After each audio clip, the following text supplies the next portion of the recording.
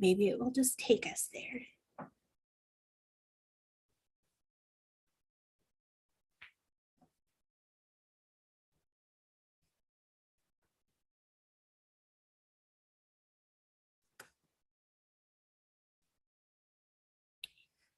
Okay, I think we are ready. This is the Make Energy Work for You program here at the Augusta Public Library. I am Leslie LaRose, the library director here. I have a number of people. I'm not going to read off their names. They can do that when they go up there. But we have people from Focus on Energy, Wisconsin Dairyland, Xcel Energy, and Eau Claire Energy Cooperative here with us today to teach us about energy solutions for your home, rebates, energy assistance, and tips to lower your energy bills.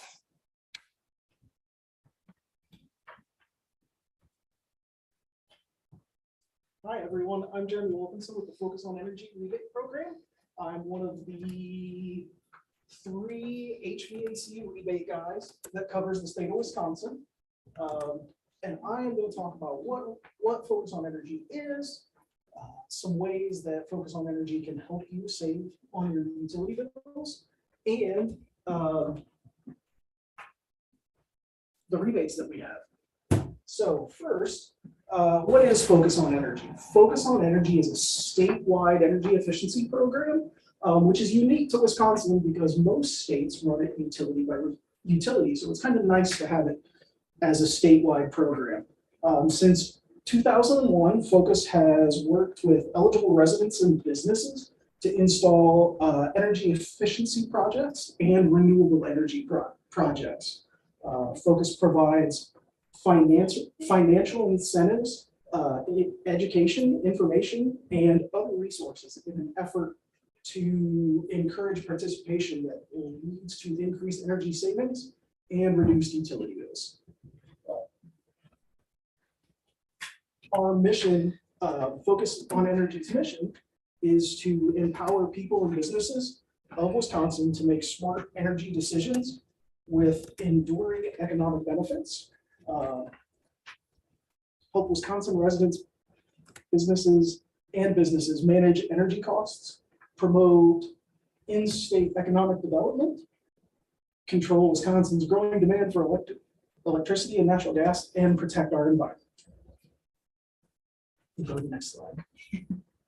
We'll do it this way. So where does the program come from? What makes Focus on Energy? Focus on Energy is funded through participating utilities and ratepayers. Because we're funded that way, one of the things that we do to make sure that all the ratepayers and utilities can get the maximum benefit from the program, we're evaluated every year to make sure that we maintain a level of cost effectiveness so that customers essentially get the best bang for their buck. And to kind of one of our guidelines, we have like a baseline that's set forward in the technical resource manual, which is kind of like the playbook we all go by to make sure that we can maximize that bang for the buck.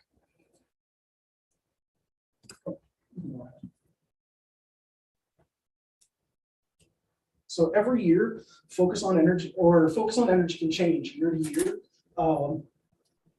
And one of the ways it changes, or some of the things that make the program change, is when federal efficiency standards change, rebates will change, cost effectiveness changes. So there are some things that make the program change year to year. Most recently, lighting.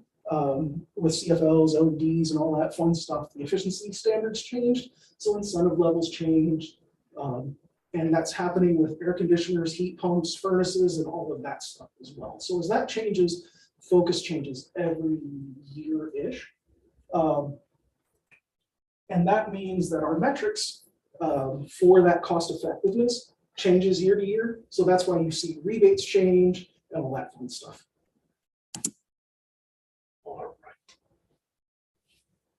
So now we're going to shed some light on energy efficiency.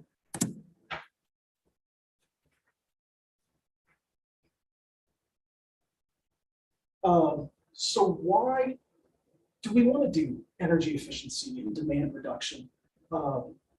That is one of the biggest questions we get.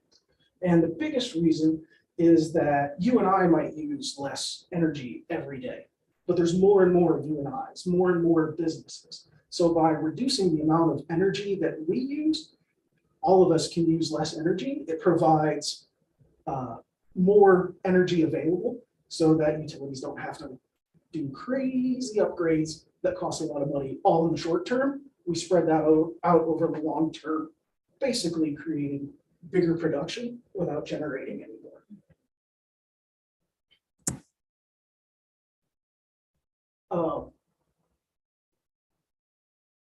Yeah, talk about that. Okay. Next one.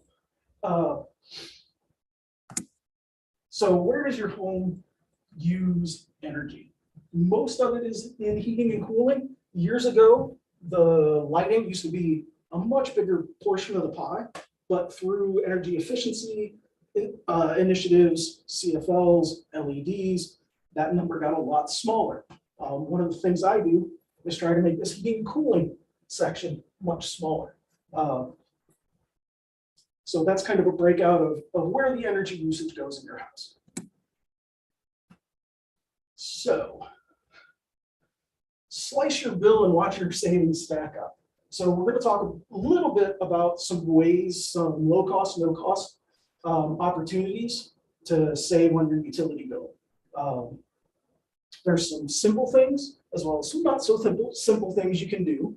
You always want to start with the low hanging fruit. Grab those easy things because typically they're going to have the best bang for your buck. And once you do that low hanging fruit, the LEDs and some other things we're going to talk about, you can go for bigger projects. One thing that I want to mention is the Energy Star program and the Energy Star logo. If you're out shopping for new products, keep an eye out for the Energy Star logo. Energy Star certified products meet a higher standard than the federal standard, higher efficiency standards. There's also, they're not just more energy efficient. There's usually a long list of criteria that they have to meet to be Energy Star certified. Things like warranty, loss of efficiency over the lifetime, big list of stuff. So it is energy efficiency, but it's not just energy efficiency. The one cool thing, if you're really into spreadsheets and fun stuff like that, you can go to the website, energystar.gov, and go to the product finder. And if you're looking for a new water heater, you can download the Energy Star list and actually search by efficiency and select a water heater or a fridge or any number of different products that have Energy Star ratings and actually find one based on efficiency.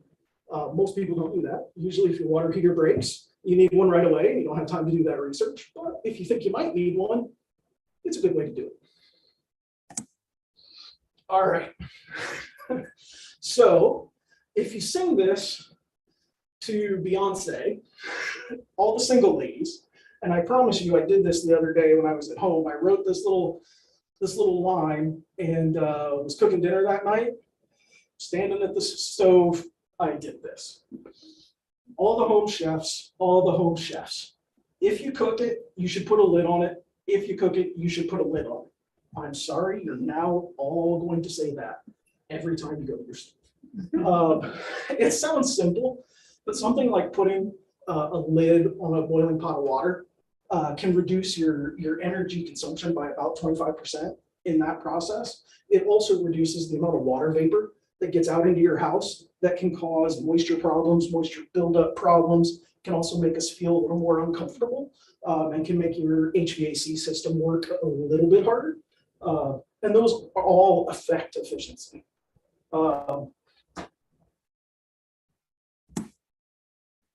So there's a handful of common themes that you'll hear throughout everyone's presentation and mine. Controlling air leakage or controlling air, controlling water, and maintenance. We want to control the way air gets into our homes. We only want to allow air into our houses when we want air in our houses.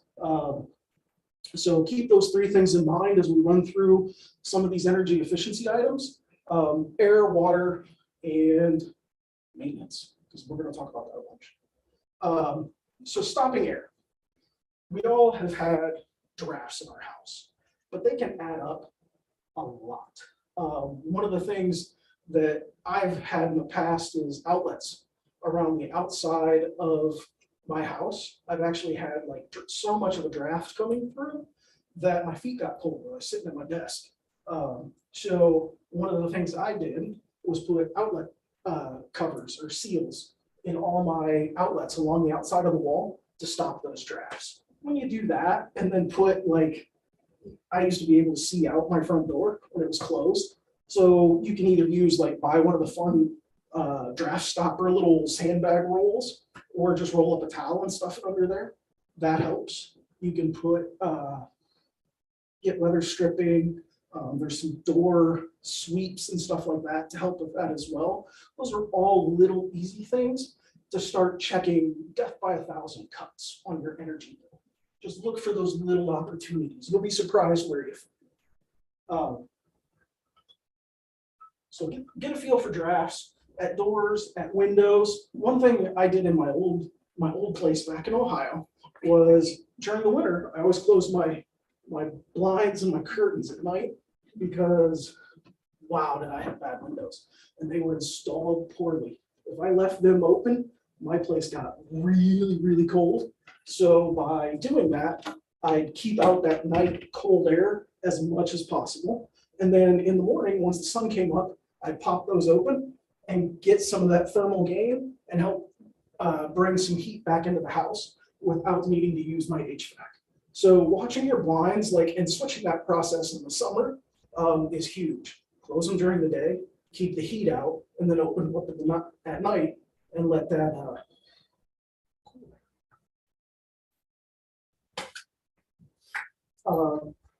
outlets and switches. I talked about that. One thing you want to be careful of is don't get carried away and do all the outlets in your house and then realize a lot of them aren't on exterior walls. I may speak from experience doing that in a new place I lived in Wyoming.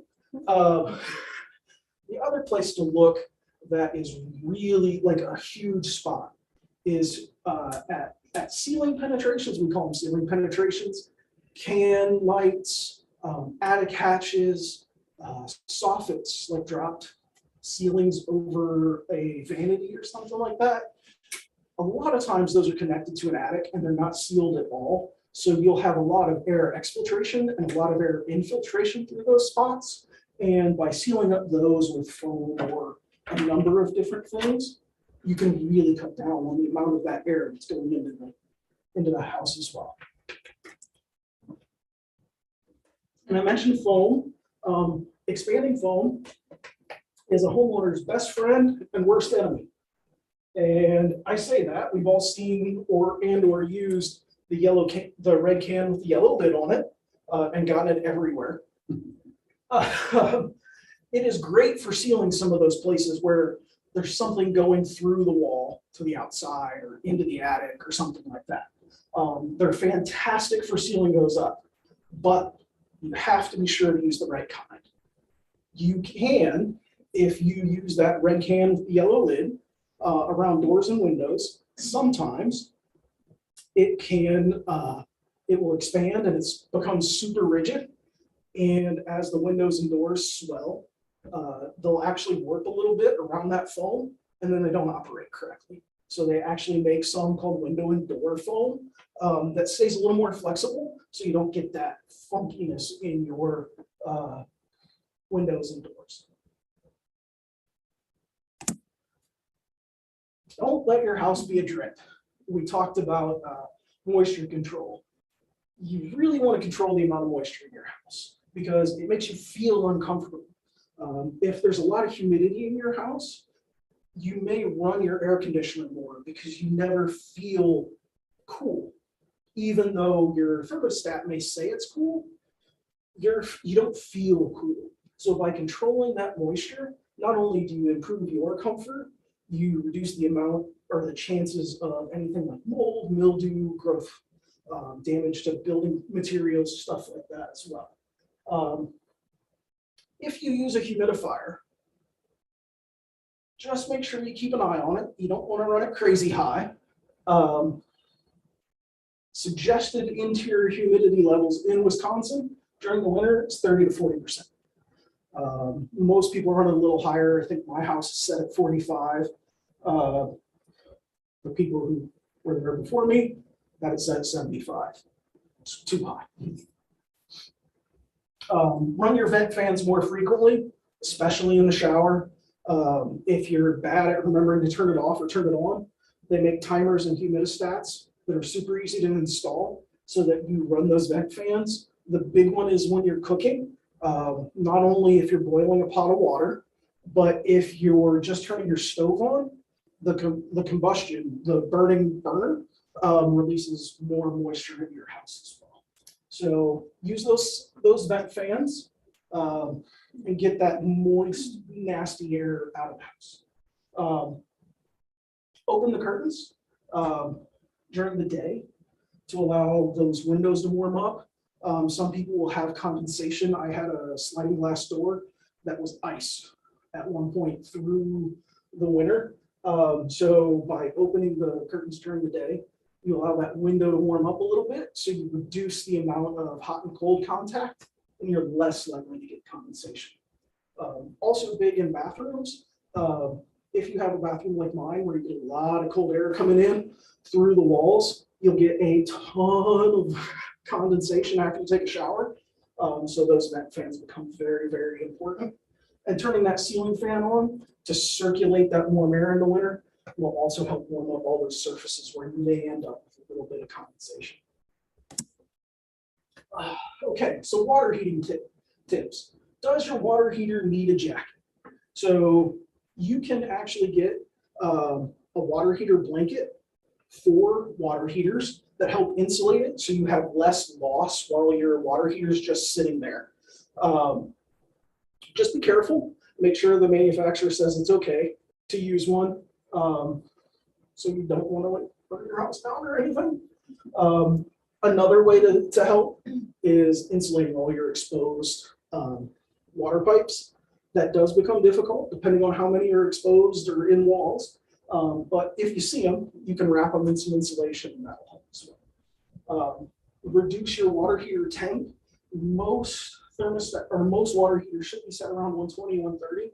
Any more than that, and you can burn yourself and use just waste energy because you're going to get plenty of hot water out of 120 and 130. When I talked about maintenance, maintain your water heater. Have a plumber do it, or if you're comfortable, do it on your own. Drain that thing, get all of that sediment out. I think it's once a year or once every 6 months. I think it's once a year. Because as those sit and fill up with sediment from the water, mineral deposits, all that fun stuff, that actually makes your water heater work harder. And anytime a water heater, a furnace, an air conditioner, a fan has to work harder, it's less efficient. Repair leaks. It sounds silly. Like, yeah, we fix it. But we've all had that leaky faucet that we haven't fixed for a while. We're like, oh yeah, we'll deal with it. Well, if it drips at a rate of 1 drip per second, that's 1,600 gallons of water that you're losing and not using in the course of a year. And I know where I live here in north central Wisconsin, water is really expensive. So that's a lot of wasted water and wasted hot water. Install high efficiency shower heads and aerators. Shower heads, you should be less than 2.5 gallons per minute. Faucet aerators, no greater than 1 gallon per minute. And if you get them, they're lower flow than the standard, but they actually change the way the pressure comes out. So you don't actually feel any less pressure. You will get it'll feel like a normal shower head or a normal faucet, but you're using less. Talking too fast. Dirty laundry, wash up the savings. Washing cold water, about 90% of the energy that your washing machine uses is for hot water. There are sometimes you need to wash in hot. I always wash in cold. It's pretty easy for me. I don't have anything that I really need to worry about cleaning in hot water. So I just go cold on everything. This is one that I struggle with. Older washing machines, they don't regulate how much water you put in unless you change the little knob. So whether you put in a couple of pieces of clothing or you fill that thing up, it's going to use the same amount of water. Newer washing machines will actually weigh the load that you have in there and adjust the water level based on that. So those are great to save water.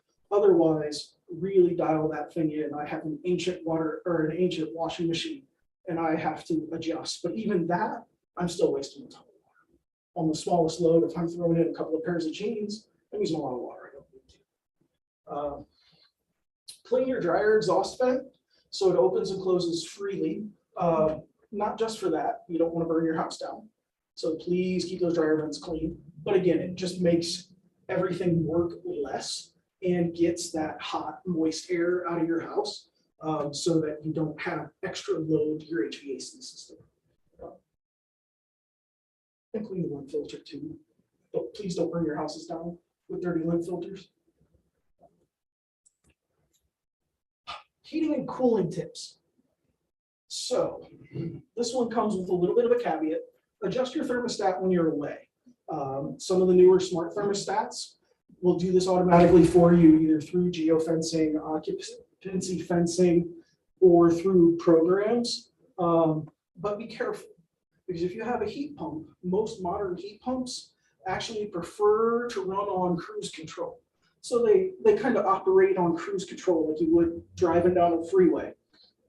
It's a lot easier for them to maintain that temperature, maintain that speed. Whereas if you have that setback at night where you reduce your temperature and then have a large temperature increase in the morning, that heat pump has to work a lot harder to catch up than it would have if you would have just left it at that regular temperature. Furnaces, go ahead and do your setback to where you're comfortable.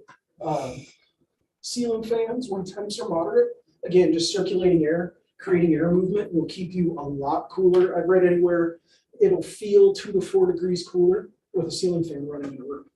So that's a good way to feel cooler without using a whole lot of energy. Again, I'm gonna mention blinds and curtains and stuff. Just kind of pay attention to what season it is. Either block the hot out or keep the cold in, or block the hot in and keep the cold out. I think I said that right. Clean vents, keep registers clear. Again, maintain stuff. The harder something has to work, the less efficient it's going to be. So keeping everything as clean as possible, replacing air filters, all of that fun stuff. That air is going to move a lot faster and a lot smoother and a lot easier. And I just mentioned all this, so I kind of jumped ahead, but do your annual tune-up. It's going to help. It really does. Replace filters. It helps, I promise.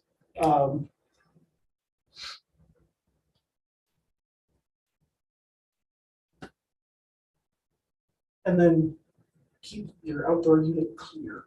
Don't let stuff pile up around it because they need to breathe. They need air movement to get that heat exchange.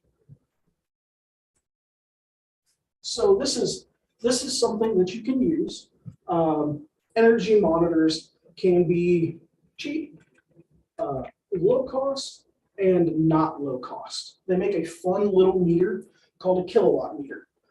It plugs into an outlet, and then you can plug any number of different devices or appliances into it, and it will tell you how much usage it has. There's a couple of settings on it where it will actually tell you how much it's costing to operate. So you can look at things like refrigerators. Plug your refrigerator into it. It's going to tell you how it's operating. So maybe your refrigerator is a little old, or you just want to know how much energy it's using. Plug it in, and it'll tell you. So maybe it's time to replace it. whole house meters with crab claws. These are really, really, really, really cool, but they're mostly expensive. It's actually a little device that has little pinchy crab claws that go around different wires. You can do it for the whole house or individual circuits if you have access to it. And it will tell you how much electricity that circuit or your house is using.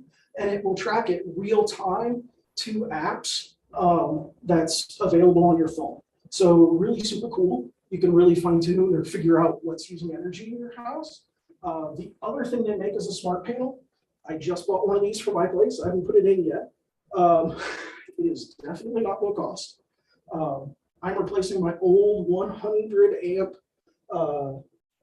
electrical panel with a 200 amp panel, and the circuit breakers are all Wi-Fi connected. And it will tell me real time how much energy that's using and if each circuit is on or off. So if I trip a breaker, I'll know right away. It's going to be really cool when I put my solar system in, so I can have a little bit of fun there. So we're shedding more light. So one of the things that I talked about a lot in Ohio was phantom power. And one of it was almost shocking how much phantom power existed in the home. And phantom power is power that a device uses when it's turned off. Cell phone chargers, computers, TVs, PlayStations, all of that fun stuff. When you press that power button off, it's still using electricity. We did a study in Ohio where we put data loggers in, and we did 100 different houses. We had one house in particular that had 110 watts of usage with everything plugged into this power strip turned off. We put an advanced smart strip in, and I'm skipping ahead a little bit, but forgive me, I got excited. We put an advanced power strip in, and it dropped to 10 watts. We cut a 100-watt light bulb that was on 24/7 out of this house. So it can add up. Now, I will say that was 10 years ago. So as devices get more efficient and technology improves, their phantom power is reducing. Wall warts are chargers. Back when we did our study, an average charger was using 3 to 5 watts as long as it was plugged into the wall, regardless if there was a phone in it. I saw some data the other day that they do not use anywhere near that anymore. But how many chargers are in everybody's house? We all have a ton, especially if we have kids, because they all have their own devices. That stuff adds up. If they're plugged into the wall 24/7, they're drawing electricity regardless of what's plugged into the end of it or nothing plugged into the end of it. So by eliminating those, putting them on a central power strip, and then just turning the power strip off when you're not charging is a great way to cut that usage out. Again, low-hanging fruit. And replace old light bulbs. LEDs, especially through some of the lighting incentives that have been out there, have gotten ridiculously cheap and inexpensive, and they are amazing. There's lots of options. I'm using Edison LEDs, the ones that are really fancy looking in my house. They're amazing. They look great. It's not like the old ones that kind of look like a UFO floating through your house. They're pretty cool. A surge of savings. I have a bunch of energy efficiency puns, as long as my arm. It's my electric personality. So we've talked about a couple of low cost, no cost kind of ways to save, right? Simple things like blocking drafts, running vent fans, maintaining your systems. There's also a lot of bigger things that you can do. Like upgrading your Energy Star appliance or upgrading appliances to Energy Star appliances. Again, they're more efficient. You can go to energystar.gov and check efficiency ratings for specific models. You can replace them as they wear out, or I've had a few customers who just went, you know what, I'm going to upgrade everything to Energy Star models and get as efficient of a model as I can get, which is great, but it's not low cost. Air sealing in attics, basements, and crawl spaces. So controlling that air, using that spray foam or that canned foam to seal up those holes, the top plates of your walls in your attics Not an easy thing either, but it's one of those things that can drastically reduce your energy consumption. Increasing insulation levels is a great way to increase your energy efficiency. The one thing I will say, Wisconsin is mostly zone 6. There is a little chart, I didn't have room for it, or to put it up here, by recommendation for R values in walls, floors, ceilings, all of that fun stuff, by region and zone. Most of Wisconsin is zone 6. I think really far north, we get a little bit of zone 7. Attic insulation. The recommendation for our area is R49 to R60. R60 is about the point where your return on investment flattens out, and going to like R70, R80, R100 turns out to be very expensive for very little gain. That curve starts to flatten out, and you don't get much energy savings for the amount that you're spending on the extra insulation.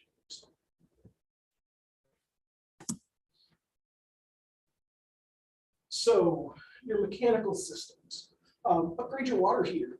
A lot of water heaters are really old, full of sludge in the bottom that make them very inefficient.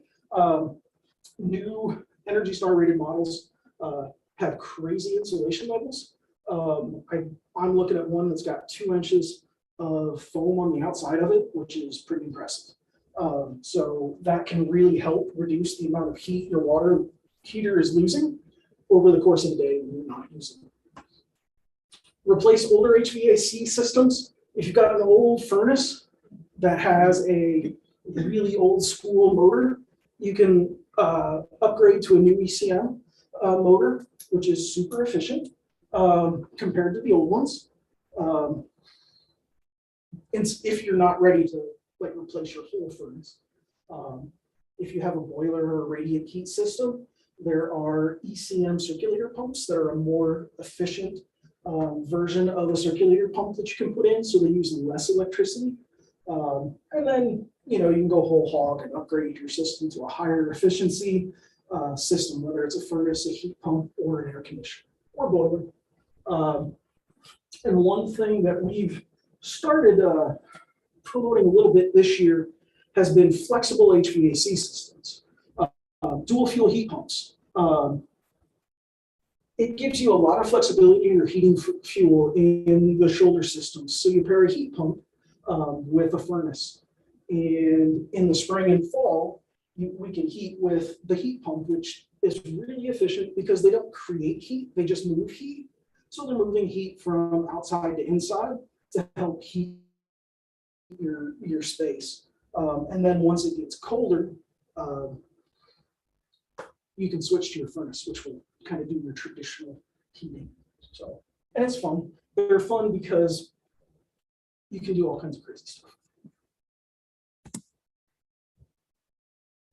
And one of the bigger projects you can do is install a renewable energy system, solar, wind, something fun like that. The one thing I will say is it's very important before you consider a solar project to figure out what your goal is for that solar. My goal might be very different than somebody else's on what I want to achieve. Is it just offset some of your usage? Is it having backup power? Is it an environmental concern for you? Or are you looking for cost savings? So determine what's driving that first. And then kind of pick your what kind of system you're looking at based on your goal. And it should be the last step in your energy efficiency journey. You want to do everything you can prior to installing that solar system to make your house as efficient as possible. Super important, because you want to maximize the gain you're getting out of that solar system. And based on your goal, return on investment, ROI, is not the end all. Your goal may not be related to return on investment at all, or maybe it is. So that's something, again, set your goal first, get your house efficient, then look at your system. All right, now the fun stuff. what can Focus on Energy do to help? So we have a couple of initiatives. One's our ambassador initiative. This is for realtors. And as a new home buyer purchases a house, our realtors will kind of sign them up to get a welcome kit. And in that welcome kit, we send a $125 voucher towards an HVAC system tune-up, again, maintenance, or a qualifying smart thermostat. That's new. It just started August or September, I believe. There's information on how to receive a free energy saving kit. You can get one once a year. And there's information on other Focus on Energy programs, rebates, and resources. It comes with a fun little book like this that has most of the tips that were in the presentation.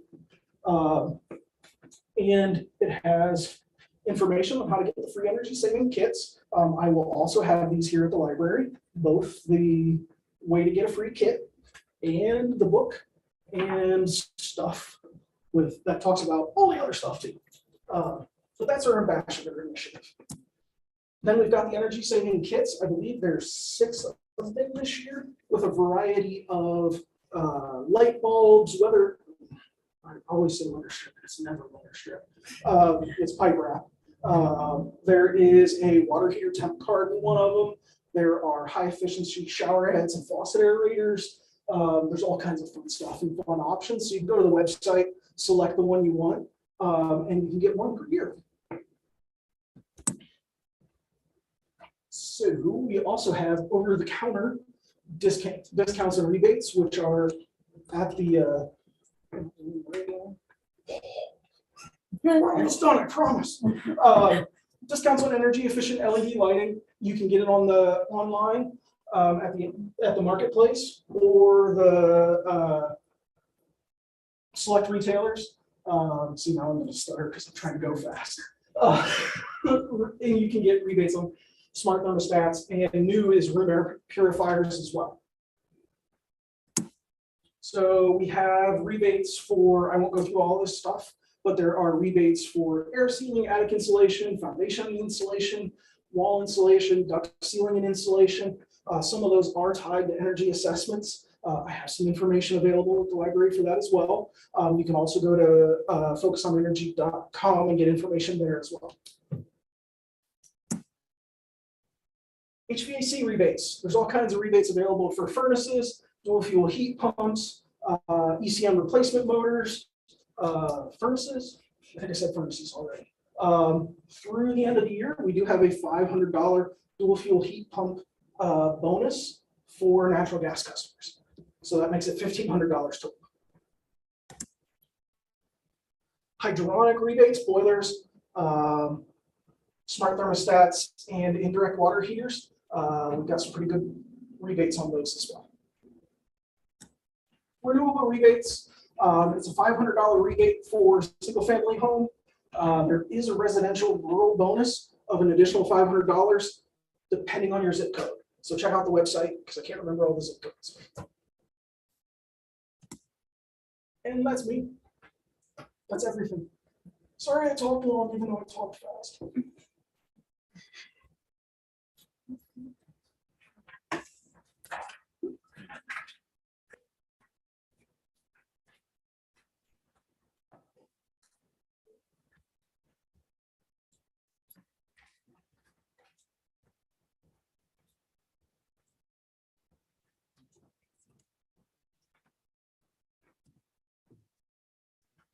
Danica Phillipson. I'm from Excel Energy.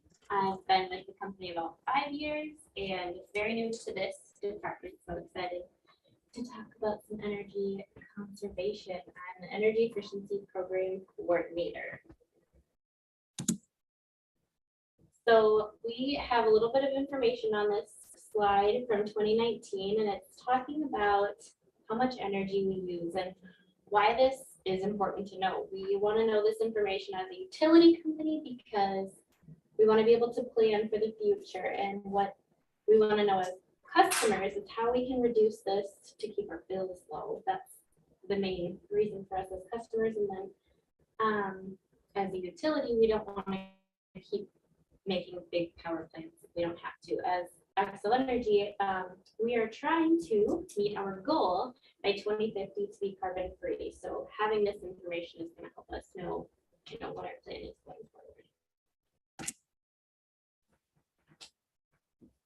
So we'll talk a little bit about what we can do.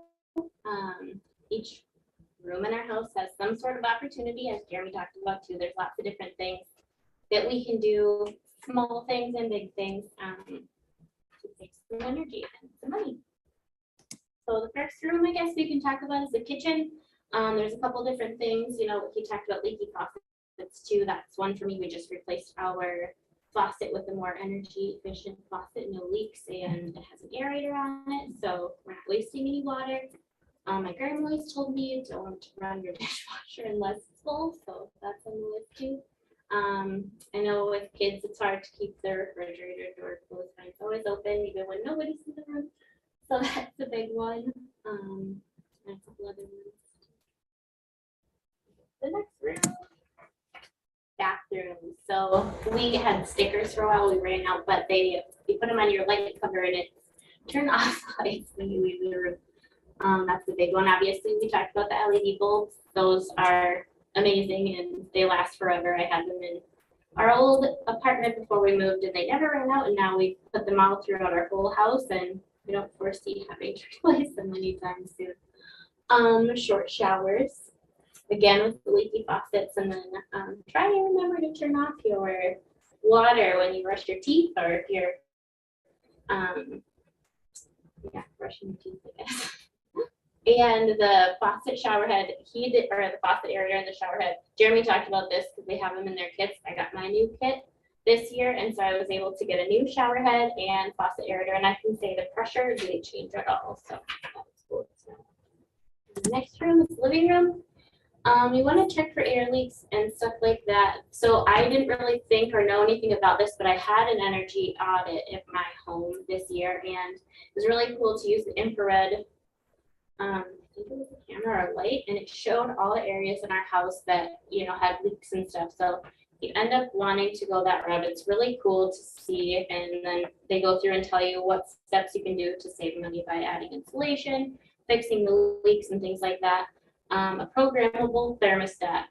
You should definitely look at Focus on Energy for those because they have really good deals, and it's kind of cool to think if you left your house for the weekend or something, you could go right on your phone and change your thermostat. So same thing, blinds and drapes, keeping them closed so the sun's not beating in on your house, and unplugging and turning things off.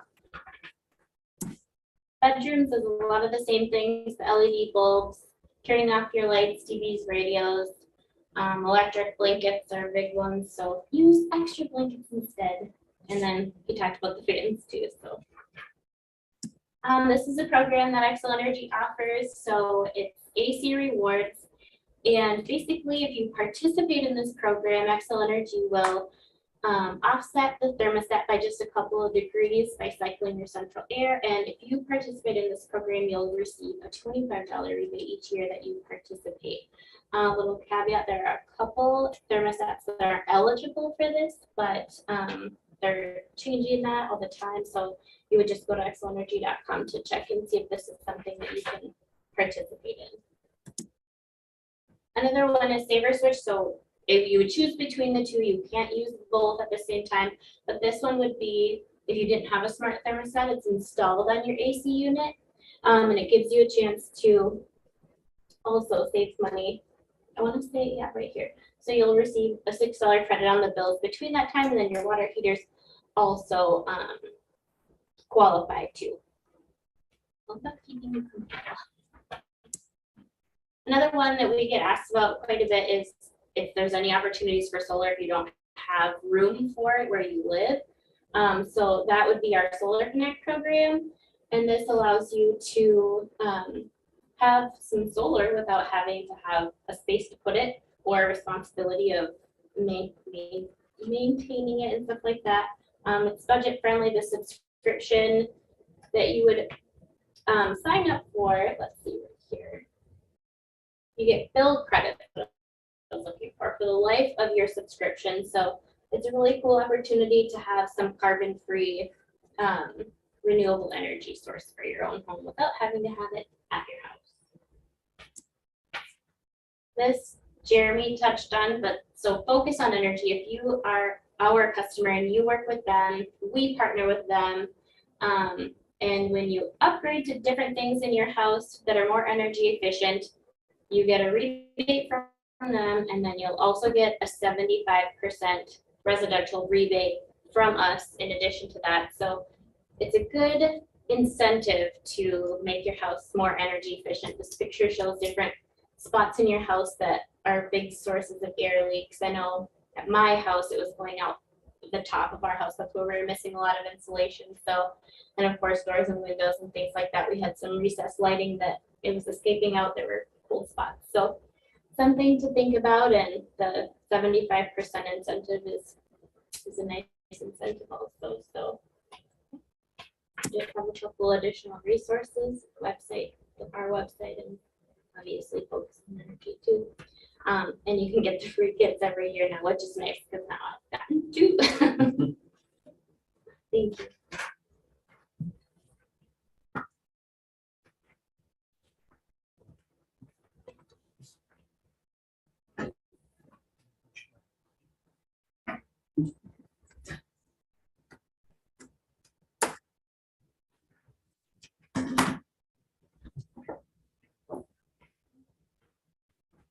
Well, hello, my name is Beth Opsel, and I work with Western Dairyland Energy Assistance Program. And so with all the information that we've heard so far, just lots of great tips for how to save energy, and saving energy means conserving dollars and keeping more dollars in your pocket.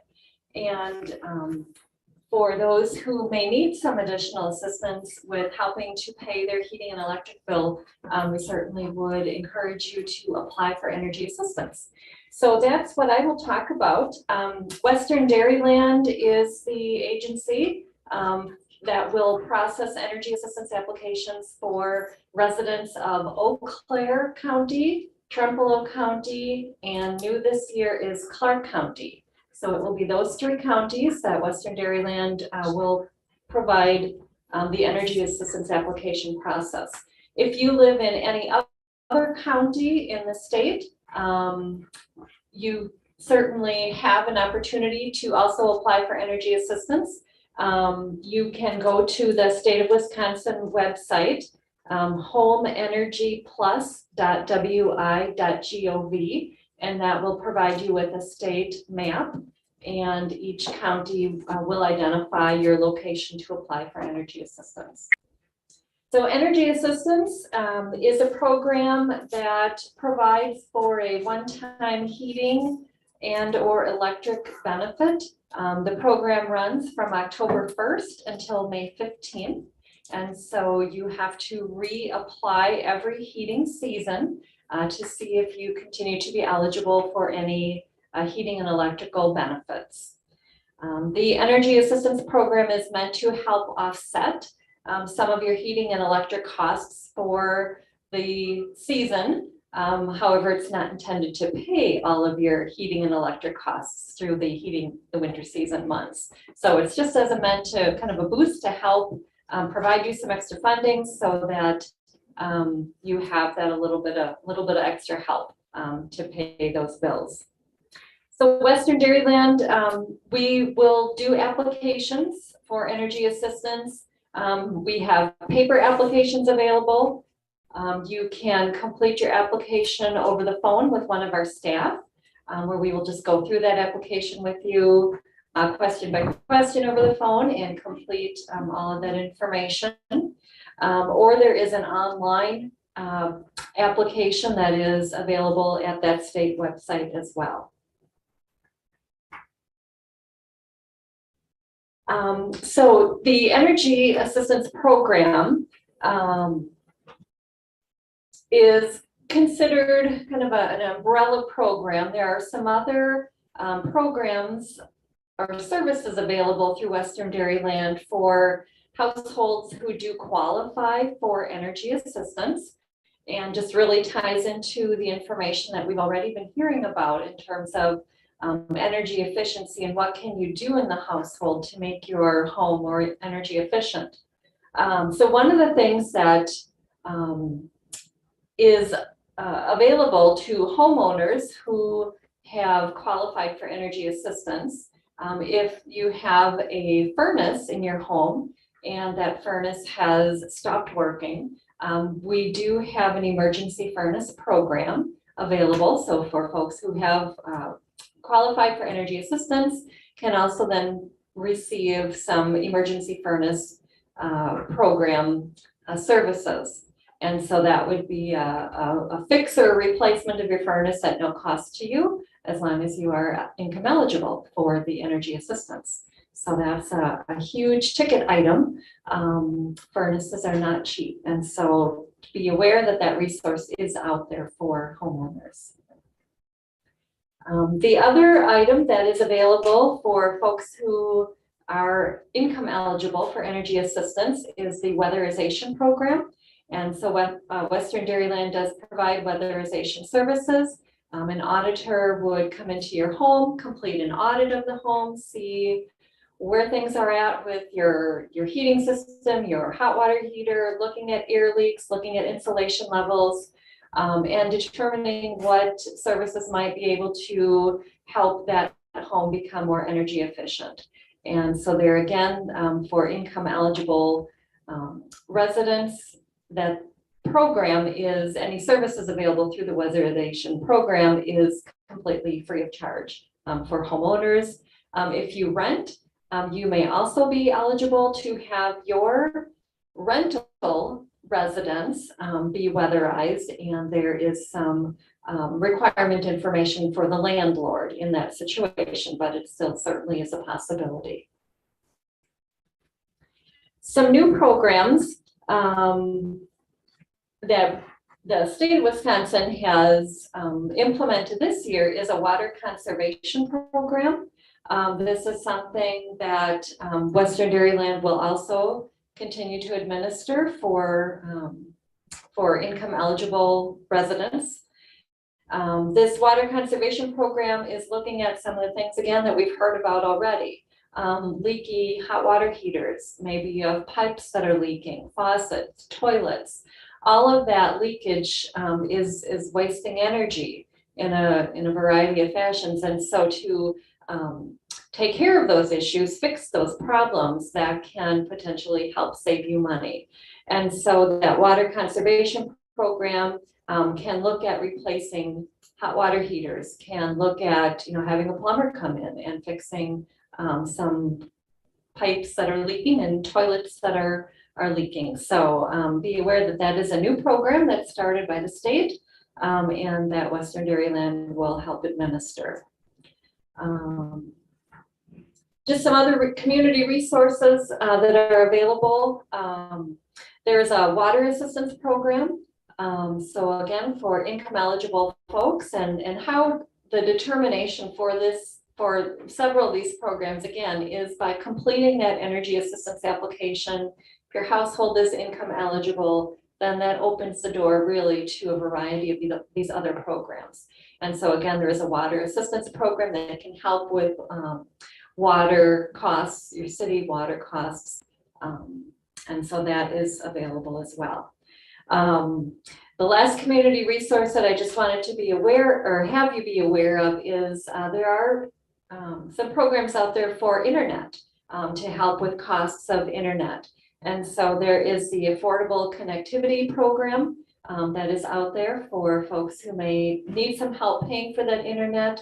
If you have kids in your household, especially with so much of their schoolwork, their communications with the school is done with internet access. And so if you're struggling with paying for your internet, there may be that opportunity for you to receive that service at a reduced cost through that Affordable Connectivity Program. So we will have energy assistance applications and materials available at the Augusta Library. And also, please, any questions, please contact Western Dairyland in Eau Claire And our office number is 715-836-7511. And we are happy to schedule appointments, answer any questions about the energy assistance or any of the other programs that we offer. So thank you.